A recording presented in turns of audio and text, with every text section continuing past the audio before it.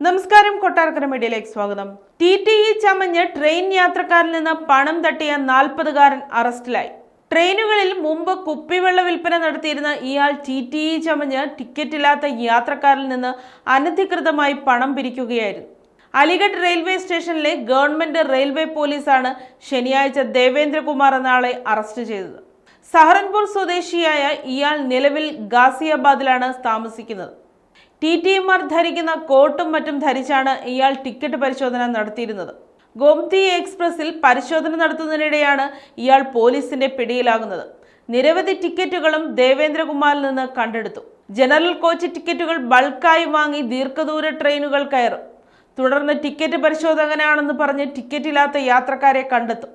തുടർന്ന് കയ്യിലുള്ള general ticket വലിയ തുക ഈടാക്കി ഇവർക്ക് നൽകും. വിദ്യാഭ്യാസം കുറഞ്ഞവരും ഗ്രാമപ്രദേശങ്ങളിൽ നിന്നുള്ളവരുമായ ആളുകളെയായിരുന്നു ഇയാൾ പ്രധാനമായും ലക്ഷ്യമിട്ടിരുന്നതെന്നും പോലീസ് പറഞ്ഞു.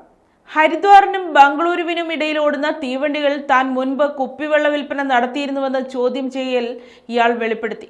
എന്നാൽ 1 വർഷം മുമ്പ് കരാർ അവസാനിച്ചു. ഇതോടെയാണ് പെട്ടെന്ന് പണം സമ്പാദിക്കാനുള്ള മാർഗമായി ഈ തട്ടിപ്പ് തിരഞ്ഞെടുത്തതെന്നാണ് ദേവേന്ദ്രകുമാറിന്റെ വാദം. പിഴയെന്ന പേരിൽ പണം ഈടാക്കിയും ടിക്കറ്റുകൾ അനധികൃതമായി വിറ്റും ദിവസേന ഇയാൾ 10,000 രൂപ വരെ സമ്പാദിച്ചിരുന്നുവെന്നും പോലീസ് പറഞ്ഞു.